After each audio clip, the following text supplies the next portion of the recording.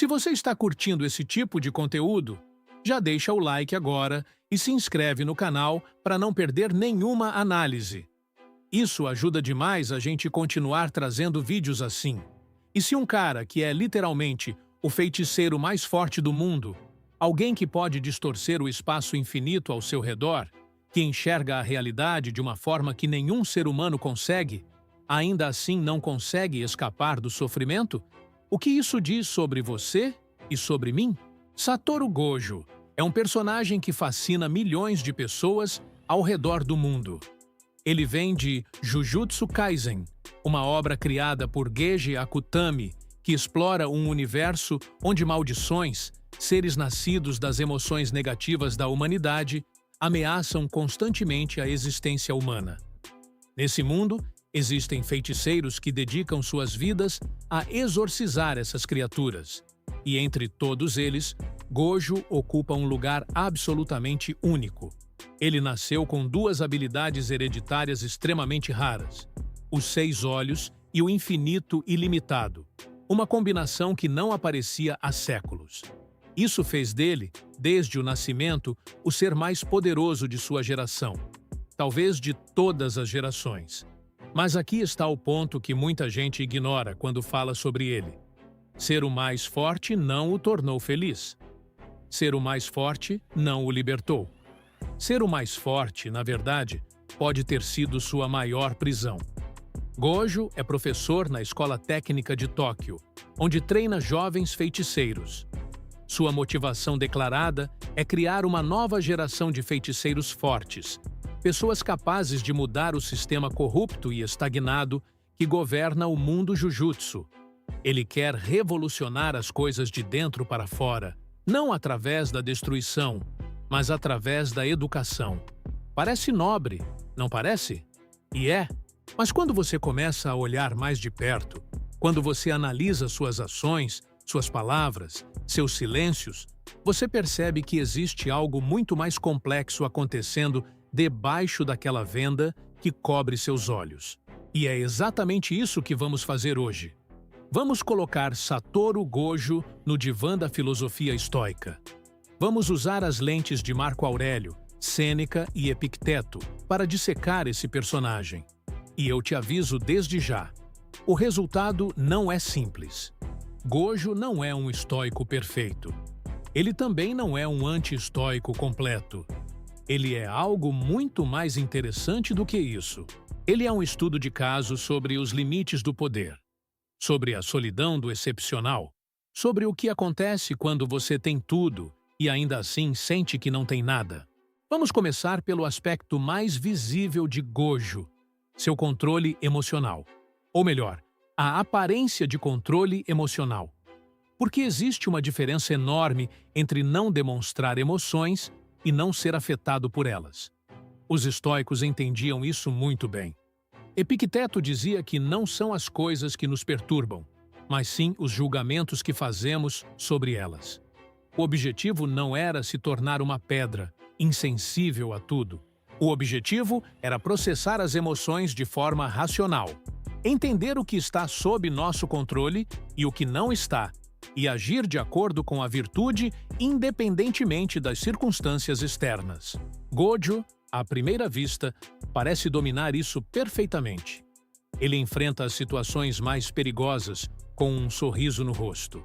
Ele faz piadas no meio de batalhas mortais. Ele provoca seus inimigos como se estivesse brincando com crianças.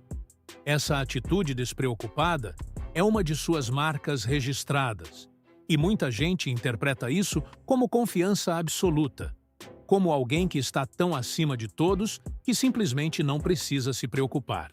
E, em parte, isso é verdade. Gojo realmente é absurdamente poderoso. Ele realmente pode se dar ao luxo de não levar a maioria dos oponentes a sério. Mas aqui está a primeira rachadura na armadura. Essa atitude não é apenas confiança, é também uma máscara. Gojo usa o humor e a arrogância como escudos. Ele mantém as pessoas à distância através dessa persona de cara descolado e invencível. E quando você olha para os momentos em que essa máscara cai, você vê algo completamente diferente. você vê raiva, você vê dor. Você vê uma solidão profunda que ele raramente permite que venha à superfície.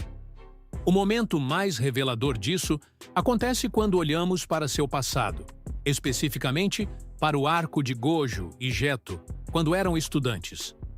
Naquela época, Gojo era diferente. Ele era arrogante, sim, mas de uma forma mais crua, mais juvenil. Ele ainda não tinha desenvolvido completamente suas habilidades e, mais importante, ele ainda tinha alguém que considerava seu igual. Suguru Geto.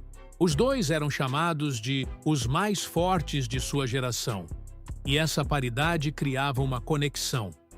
Gojo não estava sozinho no topo. Ele tinha alguém que entendia o peso de ser excepcional. E então veio a missão que mudou tudo. A missão de proteger Riku Amanai, a estrela plasma. Sem entrar em todos os detalhes, o que importa é o resultado. Gojo quase morreu, despertou seu verdadeiro potencial e, no processo, começou a se distanciar de Geto. Não por escolha consciente, mas porque ele se tornou algo que Geto não podia mais alcançar. A distância entre eles cresceu. Geto começou a questionar o sentido de proteger humanos que pareciam não merecer proteção. E, eventualmente, Geto abandonou o caminho dos feiticeiros e se tornou um assassino em massa de pessoas não feiticeiras. Esse é o trauma central de Gojo. Ele perdeu seu melhor amigo não para a morte, mas para a desilusão. E o pior de tudo, ele sabe que sua própria ascensão ao poder absoluto foi parte do que causou essa separação. Se ele não tivesse se tornado tão forte, talvez Geto não tivesse se sentido tão perdido. Talvez eles ainda pudessem ter caminhado juntos. Essa é uma ferida que nunca cicatrizou, e ela influencia praticamente tudo o que Gojo faz depois. Agora, como isso se relaciona com o estoicismo? Os estoicos nos ensinam sobre a dicotomia do controle. Existem coisas que estão sob nosso poder, como nossas opiniões, nossos impulsos, nossos desejos, nossas aversões. E existem coisas que não estão, como nosso corpo, nossa reputação, nossos cargos. Tudo que não é obra nossa. A sabedoria está em focar energia apenas no que podemos controlar e aceitar com serenidade o que não podemos. Gojo entende isso intelectualmente. Ele sabe que não podia controlar as escolhas de Geto. Ele sabe que cada pessoa é responsável por seu próprio caminho. Mas saber algo e aceitar algo são coisas muito diferentes. Emocionalmente, Gojo nunca aceitou a queda de Geto. Ele carrega essa culpa, essa dor, esse luto por alguém que ainda está vivo, mas que ele perdeu de qualquer forma. E isso não é estoico. Isso é profundamente humano, mas não é estoico. Marco Aurélio escreveu em suas meditações que devemos aceitar as coisas que nos acontecem como se as tivéssemos desejado. Não porque sejam boas, mas porque resistir ao que já aconteceu é desperdiçar energia em algo que não pode ser mudado. Gojo não consegue fazer isso com Geto. Ele ainda espera, em algum nível, que as coisas possam ser diferentes. E quando finalmente tem que matar Geto, ou pelo menos o corpo de Geto possuído por Kenjaku, as últimas palavras que ele diz ao amigo são carregadas de uma emoção que ele passou anos escondendo. Isso nos leva ao segundo ponto: propósito e missão. Os estoicos acreditavam profundamente na ideia de que cada pessoa tem um papel a cumprir no grande esquema das coisas. Marco Aurélio, mesmo sendo imperador de Roma, via a si mesmo como um servo do cosmos, alguém que tinha deveres a cumprir, independentemente de suas preferências pessoais. Sêneca falava sobre viver de acordo com a natureza, o que significava alinhar suas ações com a razão e com o bem comum. Epicteto, que foi escravo antes de se tornar filósofo, ensinava que a verdadeira liberdade vem de cumprir seu papel com excelência, seja qual for esse papel. Gojo tem um propósito claro: reformar o mundo Jujutsu. Ele vê um sistema corrupto, dominado por famílias tradicionais que se importam mais com linhagem do que com mérito, que sacrificam jovens feiticeiros em nome de tradições arcaicas, que mantêm o status quo, mesmo quando esse status quo causa sofrimento desnecessário. E ele quer mudar isso, não através de revolução violenta, mas através de educação.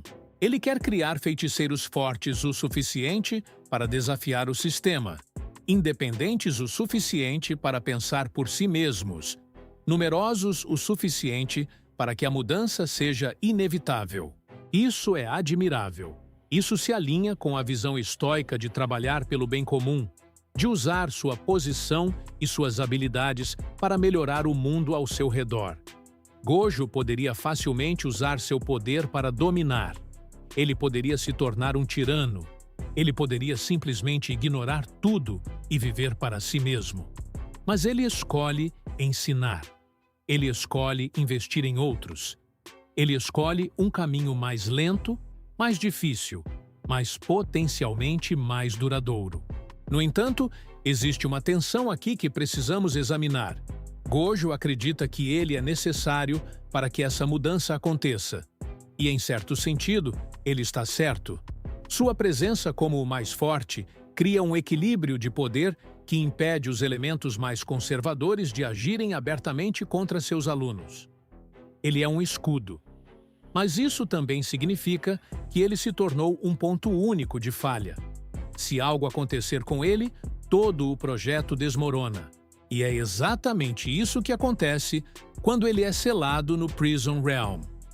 De repente, o mundo Jujutsu perde seu pilar central. O caos se instala. Seus alunos são forçados a crescer muito mais rápido do que deveriam. E Gojo, preso em um vazio atemporal, não pode fazer absolutamente nada. Um estoico verdadeiro planejaria para sua própria ausência. Um estoico verdadeiro entenderia que depender de uma única pessoa, mesmo que essa pessoa seja você mesmo, é criar fragilidade no sistema.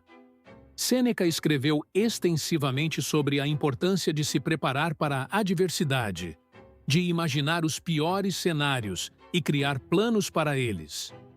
Gojo, apesar de toda sua inteligência, parece ter subestimado essa possibilidade. Ou talvez, em algum nível, ele não conseguia imaginar um mundo onde ele não estivesse presente para proteger seus alunos. Isso nos leva ao terceiro ponto: sacrifício. O estoicismo tem uma relação complexa com o sacrifício. Por um lado, os estoicos valorizavam o desapego das coisas externas. Riqueza, fama, conforto, até mesmo a própria vida, tudo isso era considerado indiferente, coisas que não são nem boas nem más em si mesmas. O que importava era a virtude, a excelência do caráter, a capacidade de agir corretamente independentemente das circunstâncias. Por outro lado, os estoicos não eram masoquistas. Eles não buscavam o sofrimento pelo sofrimento. O sacrifício só fazia sentido quando servia a um propósito maior, quando era a coisa certa a fazer. Gojo faz sacrifícios constantes, mas de uma forma peculiar. Ele sacrifica conexões pessoais. Ele sacrifica a possibilidade de uma vida normal. Ele sacrifica a chance de ser vulnerável com outras pessoas. Ele mantém todos à distância, mesmo aqueles que claramente se importam com ele. Seus alunos o admiram. Mas será que realmente o conhecem? Seus colegas trabalham com ele. Mas será que entendem o que se passa em sua cabeça? Esse tipo de sacrifício é problemático do ponto de vista estoico. Os estoicos valorizavam profundamente as relações humanas. Marco Aurélio escreveu que somos feitos uns para os outros, que a cooperação e a conexão são parte essencial da natureza humana. Sêneca mantinha correspondências profundas com amigos, compartilhando suas lutas e suas reflexões. Epicteto ensinava em comunidade, cercado de estudantes com quem tinha relações significativas. Gojo, por outro lado, se isolou. Não fisicamente, ele está sempre cercado de pessoas, mas emocionalmente ele construiu muros. E esses muros não são apenas proteção contra a dor. Eles também são uma forma de controle. Se ele não deixa ninguém chegar perto demais, ele não precisa lidar com a vulnerabilidade que vem com a intimidade. Ele não precisa arriscar perder alguém novamente, como perdeu Geto. Mas isso é desapego verdadeiro ou é medo disfarçado de força? Os estoicos diriam que o desapego genuíno vem de um lugar de paz interior, não de autopreservação. Você pode amar profundamente e, ainda assim, aceitar que tudo é impermanente. Você pode se conectar com outros e, ainda assim, manter sua serenidade se essas conexões forem rompidas. Gojo não parece ter alcançado esse equilíbrio. Ele evita a conexão para evitar a dor, o que é compreensível, mas não é sabedoria estoica. Agora, chegamos ao quarto ponto, talvez o mais complexo: racionalidade versus moralidade. Gojo se vê como alguém racional. Ele analisa situações, calcula probabilidades, toma decisões baseadas em resultados. Quando ele decide poupar certos inimigos ou eliminar outros, ele geralmente tem uma justificativa lógica. Quando ele escolhe quais batalhas lutar e quais ignorar, ele está pensando estrategicamente. Mas racionalidade não é a mesma coisa que virtude. Os estoicos entendiam que a razão deveria estar a serviço do bem, não o contrário. Não basta ser inteligente. Não basta calcular corretamente. Suas ações precisam estar alinhadas com a justiça, a coragem, a temperança e a sabedoria. E aqui é onde Gojo às vezes falha. Ele é arrogante. Não apenas confiante, genuinamente arrogante. Ele olha para a maioria das pessoas como inferiores, não necessariamente com desprezo, mas com uma certeza tranquila de que ele está em outro nível. E em termos de poder, ele está certo. Mas os estoicos nos lembram que o poder não confere valor moral. Marco Aurélio, o homem mais poderoso do mundo conhecido em sua época, constantemente se lembrava de que era apenas um ser humano, sujeito às mesmas fraquezas e limitações que todos os outros. Ele escrevia para si mesmo que não deveria se deixar cesarificar. Não deveria deixar o poder corromper sua humanidade. Gojo não tem essa humildade. Ele sabe que é especial, e ele age como se fosse especial. Isso não o torna mau, mas o torna incompleto do ponto de vista estoico. A verdadeira grandeza para os estoicos vinha de reconhecer sua pequenez no grande esquema das coisas, de entender que você é apenas uma parte de um todo muito maior. Há também a questão de suas decisões morais. Gojo opera em um mundo cinzento. Ele trabalha dentro de um sistema que ele considera corrupto, fazendo concessões táticas enquanto planeja mudanças de longo prazo. Isso é pragmatismo, e os estoicos não eram contra o pragmatismo. Mas existe um limite.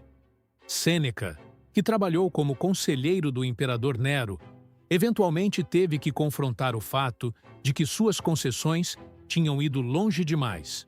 Ele se afastou do poder quando percebeu que não podia mais justificar sua participação. Gojo ainda não chegou a esse ponto de crise, mas a tensão está lá. Ele protege alunos que o sistema considera descartáveis. Ele desafia ordens quando as considera injustas. Mas ele também continua operando dentro das estruturas existentes, legitimando-as de certa forma com sua presença. É uma posição complicada e não há respostas fáceis. O quinto e último ponto de análise é sobre apego e desapego. Já tocamos nisso ao falar de sacrifício, mas vale aprofundar. O desapego estoico não é indiferença. É a capacidade de valorizar as coisas sem ser escravizado por elas. Você pode amar sua família, seus amigos, seu trabalho, sua vida, mas deve estar preparado para perdê-los sem perder a si mesmo no processo. Gojo demonstra desapego em relação a muitas coisas. Ele não se importa com status ou reconhecimento. Ele não busca riqueza ou conforto. Ele não tem medo da morte, pelo menos não de forma óbvia. Nesse sentido, ele se aproxima do ideal estoico. Mas quando se trata de pessoas específicas, a história é diferente. Geto, como já discutimos, é uma ferida aberta. Seus alunos, especialmente Yuji, Megumi e Nobara, claramente importam para ele mais do que ele gostaria de admitir. Ele age como se pudesse perdê-los sem se abalar, mas suas ações contam uma história diferente. Ele se coloca em risco para protegê-los. Ele se preocupa com seu desenvolvimento. Ele fica genuinamente perturbado quando eles estão em perigo. Isso é uma contradição? Talvez. Ou talvez seja simplesmente humanidade. Os estoicos eram filósofos, não robôs.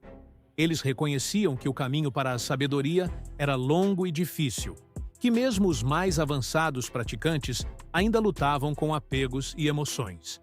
O próprio Marco Aurélio, em suas meditações, frequentemente se repreende por falhar em viver de acordo com seus princípios.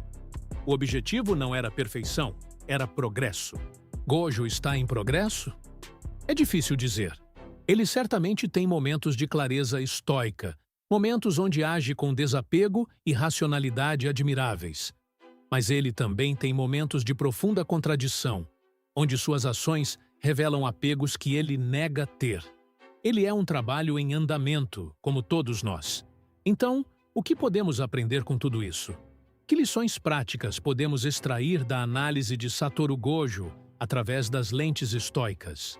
A primeira lição é sobre a diferença entre força e sabedoria. Gojo é incrivelmente forte, mas força não é suficiente. Você pode ser o mais poderoso em sua área, o mais talentoso, o mais capaz, e ainda assim ser incompleto como ser humano. A sabedoria vem de conhecer a si mesmo, de entender suas limitações, de cultivar virtudes que vão além de suas habilidades técnicas. Não basta ser bom no que você faz. Você precisa ser bom como pessoa. A segunda lição é sobre o perigo do isolamento. Gojo se isolou para se proteger, mas esse isolamento tem custos. Ele o impediu de processar adequadamente seu trauma. Ele o impediu de formar conexões que poderiam ter enriquecido sua vida. Ele o tornou um ponto único de falha em seu próprio projeto de mudança. A vulnerabilidade não é fraqueza. Permitir que outros te conheçam, verdadeiramente te conheçam, é um ato de coragem. E é também uma necessidade humana que não pode ser ignorada indefinidamente. A terceira lição é sobre propósito e método. Ter um propósito nobre é importante, mas o método importa tanto quanto o objetivo. Gojo quer mudar o mundo, mas sua abordagem depende demais dele mesmo. Um propósito sustentável precisa ser maior do que qualquer indivíduo. Precisa criar sistemas, comunidades, movimentos que possam continuar mesmo quando você não estiver mais presente. Pergunte a si mesmo: se você desaparecesse amanhã, seu trabalho continuaria? Se a resposta for não, talvez seja a hora de repensar sua abordagem. A quarta lição é sobre aceitar o que não pode ser mudado. Gojo carrega o peso de decisões que não foram suas. Ele se culpa pela queda de Geto, mesmo sabendo racionalmente que cada pessoa é responsável por suas próprias escolhas. Esse tipo de culpa é comum, mas não é produtivo. Os estoicos nos ensinam a focar no que está sob nosso controle e aceitar o resto. Você não pode mudar o passado. Você não pode controlar as escolhas dos outros. O que você pode fazer é agir virtuosamente no presente, com as circunstâncias que tem. A quinta lição é sobre a máscara e a autenticidade. Gojo usa humor e arrogância como escudos.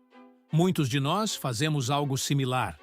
Criamos personas para o mundo, versões de nós mesmos que parecem mais fortes, mais confiantes, mais invulneráveis do que realmente somos. Isso pode ser útil em certas situações, mas, se a máscara se torna permanente, perdemos contato com quem realmente somos. A autenticidade estoica não significa expor todas as suas fraquezas para todos. Significa ser honesto consigo mesmo, reconhecer suas emoções, processar seus traumas, não fingir que está tudo bem quando não está. A sexta lição é sobre humildade no poder. Se você tem poder, seja ele qual for, a tentação é se ver como especial, como diferente, como acima das regras que se aplicam aos outros. Gojo cede a essa tentação frequentemente, mas o poder é uma responsabilidade, não um privilégio. Quanto mais você pode fazer, mais cuidado precisa ter com o que escolhe fazer. A humildade não é negar suas capacidades, é reconhecer que suas capacidades não te tornam melhor do que ninguém como ser humano. A sétima e última lição é sobre a jornada, não o destino. Gojo não é um estoico perfeito. Ele provavelmente nunca será. Mas isso não significa que não haja valor em sua luta. O estoicismo não é sobre alcançar um estado final de perfeição. É sobre o esforço contínuo de se tornar melhor, de alinhar suas ações com seus valores, de enfrentar os desafios da vida com coragem e racionalidade. Gojo está nessa jornada, mesmo que não use esse vocabulário. E você também está. Olhando para Satoru Gojo, vemos um espelho distorcido de nossas próprias lutas. Ele é mais poderoso do que jamais seremos. Enfrenta ameaças que não podemos imaginar. Opera em um mundo completamente diferente do nosso. Mas, em sua essência, ele lida com as mesmas questões fundamentais que todos nós lidamos. Como encontrar propósito em um mundo que parece injusto? Como manter conexões significativas quando a vulnerabilidade dói tanto? Como agir corretamente quando as escolhas são todas imperfeitas? Como aceitar perdas que parecem inaceitáveis? Os estoicos não tinham respostas fáceis para essas perguntas. Eles tinham práticas, princípios, uma forma de encarar a vida que ajudava a navegar a complexidade sem se perder nela. Gojo, conscientemente ou não, incorpora alguns desses princípios. Ele também falha em outros, e é exatamente isso que o torna um estudo de caso tão rico, porque no final das contas, nenhum de nós é um estoico perfeito. Nenhum de nós consegue viver completamente de acordo com nossos ideais. O que podemos fazer é continuar tentando, continuar aprendendo, continuar crescendo. Podemos olhar para personagens como Gojo e ver tanto o que admirar quanto o que evitar. Podemos usar suas histórias como ferramentas para examinar nossas próprias vidas. E talvez essa seja a maior lição de todas. A filosofia não é algo que você estuda e depois guarda na prateleira. É algo que você vive todos os dias, em cada decisão, em cada interação, em cada momento de dificuldade. Gojo vive sua filosofia, mesmo que ela seja imperfeita, mesmo que ela tenha contradições. Ele age de acordo com o que acredita, enfrenta as consequências, ajusta quando necessário. Você está fazendo o mesmo? Você está vivendo de acordo com seus valores ou apenas pensando sobre eles? Você está enfrentando seus medos ou construindo muros para evitá-los? Você está se conectando com outros ou se isolando para se proteger? Você está aceitando o que não pode mudar? Ou gastando energia lutando contra o inevitável? Essas são as perguntas que importam. Não se Gojo é um estoico verdadeiro ou não, mas se você está no caminho de se tornar a melhor versão de si mesmo. Porque no final, essa é a única jornada que realmente importa. E agora, eu quero ouvir de você. Deixa aqui nos comentários o nome de outro personagem que você gostaria de ver analisado pelas lentes da filosofia estoica. Pode ser de anime, série, filme, livro, o que for. Sua sugestão pode virar o próximo vídeo do canal.